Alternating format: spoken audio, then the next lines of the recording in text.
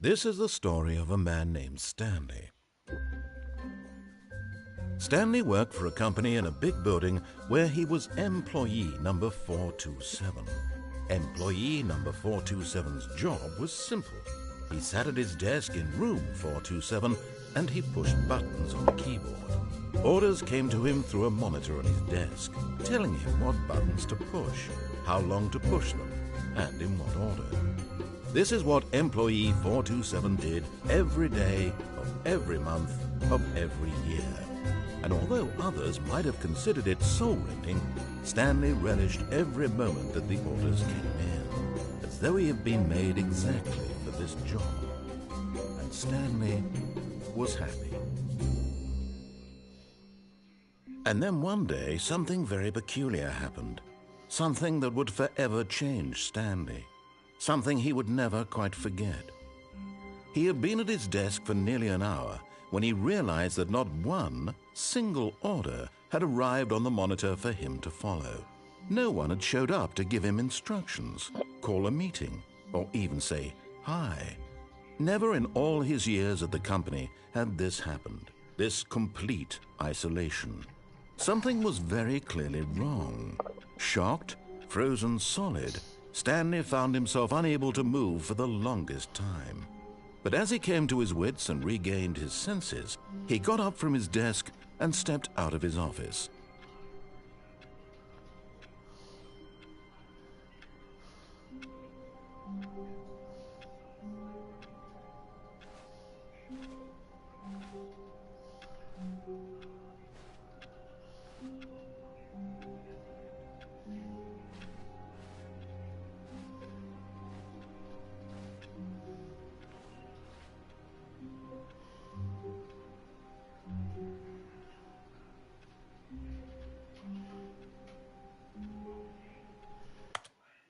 I'll be right back.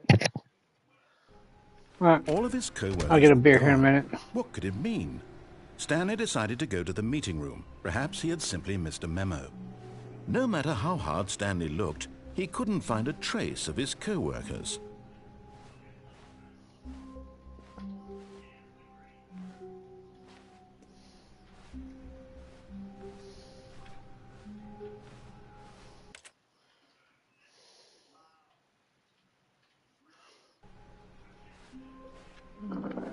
Hold on. Damn it, I got discombobulated. I don't know which way I came from.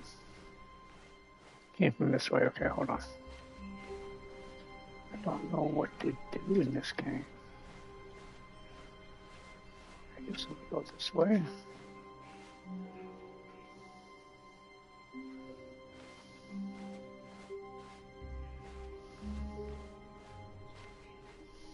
When Stanley came to a set of 2 open doors, he entered the door on his left.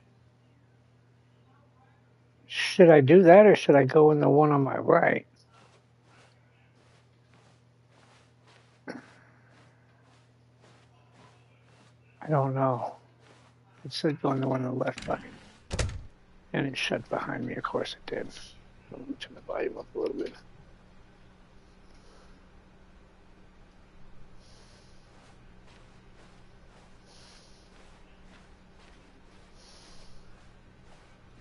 Yet there was not a single person here either. Feeling a wave of disbelief, Stanley decided to go up to his boss's office, hoping he might find an answer there. Do you have a whiteboard? Sorry, that's a big thing. Theory reference. For those who may not get it. Get Chris out of the broom closet. Fire paper guy. Hire somebody to fire the paper guy. Who moved my desk? Interesting.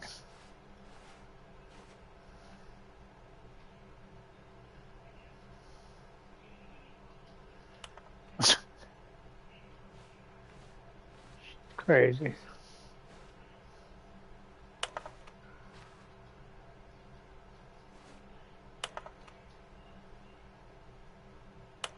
I'm just looking at the boss appreciation minute. The fuck out of here. Oh, hold on, I can open this door.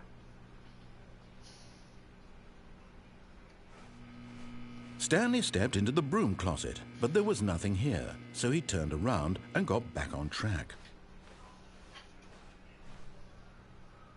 Coming to a staircase, Stanley walked upstairs to his boss's office.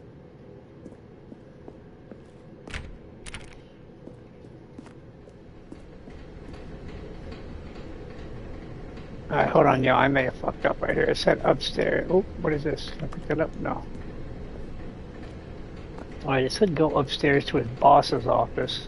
But Stanley just couldn't do it. Oh. He considered the possibility of facing his boss. Admitting he had left his post during work hours, he might be fined for that. And in such a competitive economy, why had he taken that risk?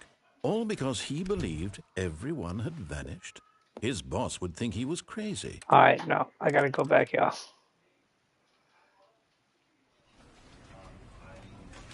Hold on, I gotta reboot. Damn it, I can't keep doing the rebooting thing. Oh, do I gotta restart from the beginning?